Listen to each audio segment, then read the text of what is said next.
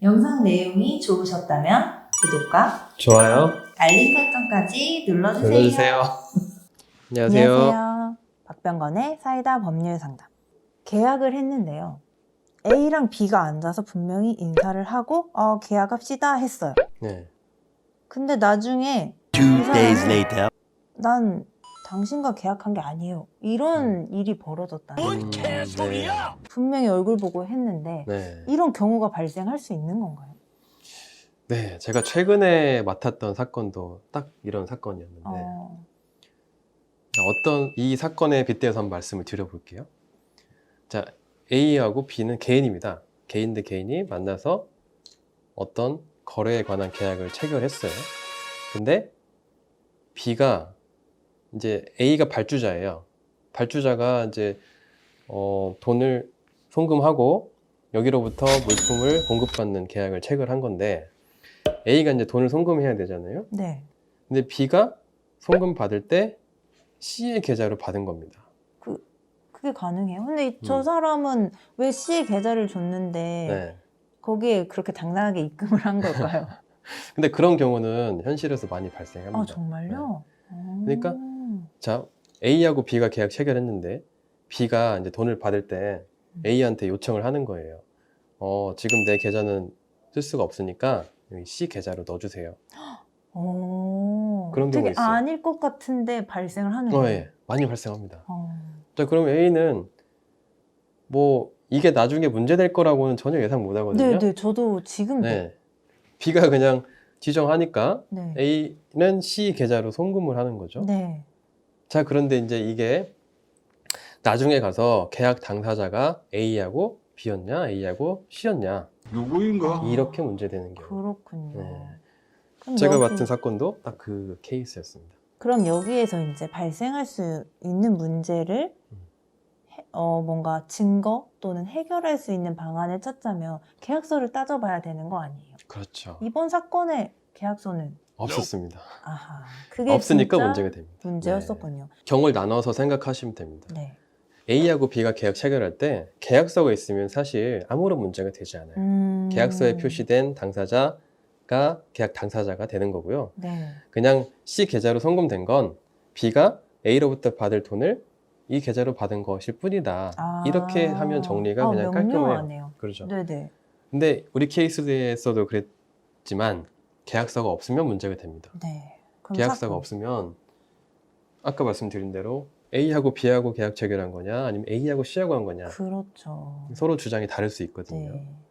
이제 이게 특히 문제되는 거는 자, 이 케이스는 계약서 없는 걸 전제로 말씀드리는 겁니다. 돈은 A가 C 계좌로 송금한 거예요. 네. 근데 자, A는 당연히 B하고 계약 체결했다라고 주장하면서 B에게 이 물품 대금 지급한 거를 반환해달라고 청구하겠죠. 이제 계약이 해제됐을 때요. 네. 근데 B는 C한테 책임을 넘길 수 있겠죠. 그렇죠. 나는 너랑 계약 체결한 사실이 없고 당신이 C 계좌로 계약금을 송금했듯이 이건 A하고 C하고 계약이 체결된 것이다. 이렇게 주장할 수 있는 거죠. 뭔가 사기의 냄새가 네. 나는 것 같은데. 자, 이럴 때 발생하는 문제가 바로 이제 계약 당사자의 특정, 확정 또는 의사표시 해석의 문제라고 네. 합니다.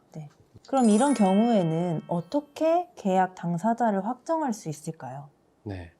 이제 앞서 말씀드렸듯이 객관적인 사실은 일단 두 가지가 있습니다. 하나는 계약서가 없어요. 그죠? 그리고 두 번째는 A가 C한테 송금한 건 맞다는 얘기죠. 네. 계좌 거래 내역이 있기 때문에 그건 부인할 수 없잖아요. 네. 그런데 이제 A가 B를 상대로 소송을 한다고 했을 때 당연히 A는 지금 계약 체결 당사자가 C가 아니라 B라는 전제하에 소송을 하고 있는 거잖아요. 네. 이럴 때 계약 당사자가 B라는 점을 입증하기 위해서 이제 여러 가지 간접 증거를 제시를 하게 되는 겁니다. 예를 들면 A하고 B가 주고받은 문자의 내용, 또 카톡 메시지, 뭐 또는 음성, 뭐 녹음 내용, 또는 이 A하고 B의 계약을 주선한 제3자가 있다면 이 제3자의 증언, 계약 당시에 현장에 있었던 목격자, 참고인이 있으면 그들의 진술, 이런 여러 가지 증거들을 수집해서 계약 당사자가 B라는 점을 입증하는 걸로 사용하는 거죠. 그럼 이번 케이스는 변호사님이 이런 것들을 입증하셔서 네, B와 A의 체결이다 라고 그렇죠. 하고 B에게 소송을 진행을 하신 네. 거잖아요.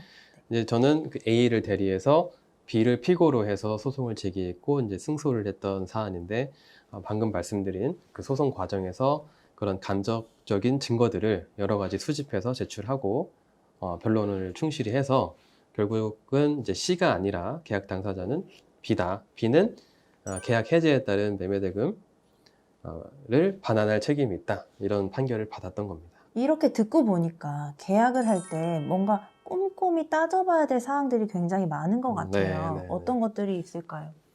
일단 여러분 어떤 계약 행위를 할 때에는 꼭 계약서를 쓰시는 게 좋습니다. 1번 계약서요. 그렇죠. 계약서가 이제 우리가 법률 용어로 처분 문서라고 하는데 이 처분 문서는 양 당사자가 날인을 하잖아요. 네. 그러면 이제 분명한 증거가 되는 거예요. 쉽게 네. 말하면. 네. 그러니까 이건 유력한 증거가 되는 겁니다. 그래서 아까처럼 설령 계약서 작성하고 B가 지정하는 제3자 계좌로 송금했다 해도 계약서가 있으면 문제가 되지 않잖아요. 네. 그러니까 어떤 계약 행위를 할 때에는 꼭 계약서를 작성하시는 게 좋고요. 그 다음 두 번째는 만약에 계약서를 작성하기 어려운 상황이다, 너무 급박한 상황이다 라고 하면 계약을 체결할 때 그 A하고 B가 있을 때 꼭 이 과정을 뭐 적어도 음성 녹음을 남겨놓는다든지 아니면 그 자리에서 자필 수기로라도 B로부터 계약이 있었고 뭐 매매대금 얼마를 뭐 C의 계좌로 받는다, 수령함을 확인한다와 같은 그런 영수증이라든지 그런 간단한 문서라도 남겨놓으셔야 나중에 이런 문제가 발생하지 않을 수 있습니다. 이 계약할 때 이런 것들이 다 들어갔는지를 꼼꼼히 살펴보고 어떤 행위가 이렇게 사업적이나 아니면은 네. 누군가와의 비즈니스가 섞여 있을 때 이렇게 한 스텝 한 스텝 이 행위를 할 땐 계약서와 동의하는지 이런 걸 뭔가 되게 꼼꼼히 따져보고 가야 되겠다는 생각이 들었어요. 저는 이제 어떤 계약 왜 핸드폰을 하러 가도 계약서가 막 이렇게 나오는데 그냥 네. 사인 이렇게 하잖아요. 그렇죠. 근데 그런 행위들이 어쩌면 독이 될 수 있다는 그런 걸 알게 되는 시간이었습니다.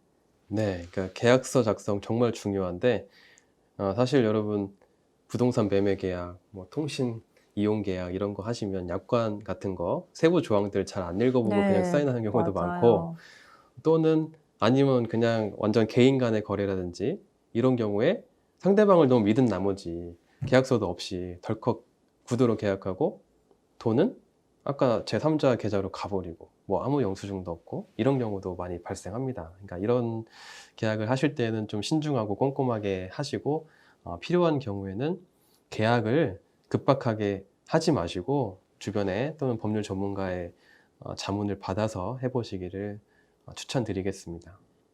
시청해주셔서 감사합니다. 감사합니다.